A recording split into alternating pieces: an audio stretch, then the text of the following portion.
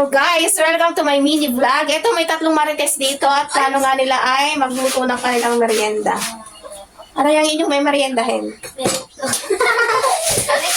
Piniritong hilaw na saging. So masarap naman siya. Yan yung ginagawang banana chips yung hilaw. Yan. Kasi ayaw maniwala ka na. Sino magluluto sa inyo tatlo? Ako! Hindi ako paglulutuin ha. At ako'y tamad magluto. So, mamaya tingnan natin kung sino maalam magluto. Yung ginayat, parang hirap na hirap siya, guys. Yan. May crush na yan, pero hirap na hirap pa siya magayat. O, yung kamay magayat, ibaba mo yan. Huwag pa ganyan ang gayat. Yun lang. Parang sa next year pa niya makatatapos yan. Yan. Oh, ay, ako nang gagawin ng ganyan. Ikaw na lang sa pahati.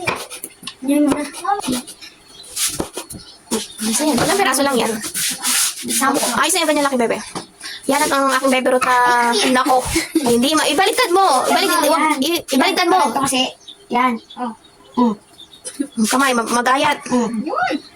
Oh, tapos hati-hatihan mo. Alam ko. Handahan ng gayat.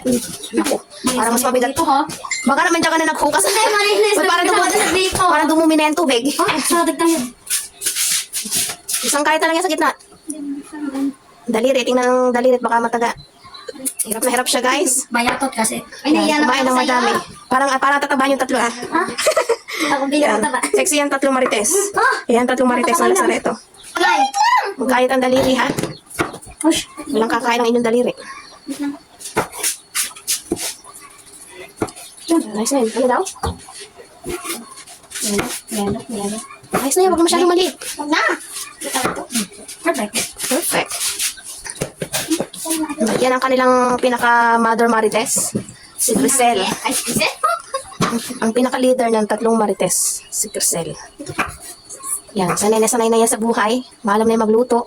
Baka yan ang unang mag-aasawa. Walang na natin mag-aasawa. Yun lang. Sino kang ano yan? Sinong crush? Hindi ko alam. Sino nun? Oh, sino nun pala? Kanina nga nung nagkatabi si Rowan at si Nonon, nagsiselos. Paano magselo si Isel? Parang nataray. Nataray? Nataray bigla? Tapos ang pagaling nung pinahidan siya ni Rowan. Tapos nung pinahidan naman ni Rowan si Nonon. Oh, ba't magkaklase ka sila lahat? Hindi. Hindi? Meron na yun. Akin na ano ha, yung banana. Kamote. Ano si Anggi? Hindi naman niya kita. Ano yun? Yan mo na. Ikaw naman talaga si Nanay. Nanay L. Ano yun? Nagsiselos ng walang karapatan? Yes. Si Anggi Lang. din. Yan, ito Michelle. Kay Dick. Yo! Puro kayo crush, hindi pa kayo maalam maglaba. Sino crush ni Angel? Wala. Sino? Ay, dati na. Iyo yun. Yung pinsan si Nate. Iyo si Nate. Nagpapatnantong tayo. Pag sinisigawan na Nate, biglang nagaling. Oh, ano? Na-inspired pala si Angge. Pero nakangiti. Kuya Angge. Pusin mo na yan. Mag-boost ka na kapag. Gusto may gasol muna. Iyak ka naman. Ikaw bubuksan natin. Iyak ka naman. Iti! Nako. Wala na. Mother. Si Mother Marites. Nako. Alam mo, pabalik-balikin. Iti!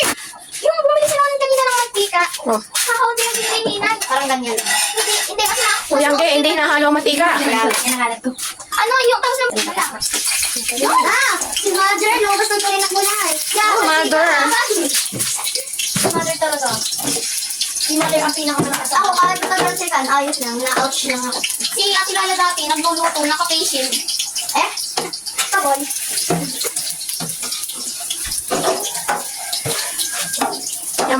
Yan ang kanilang tagahuga si Angge.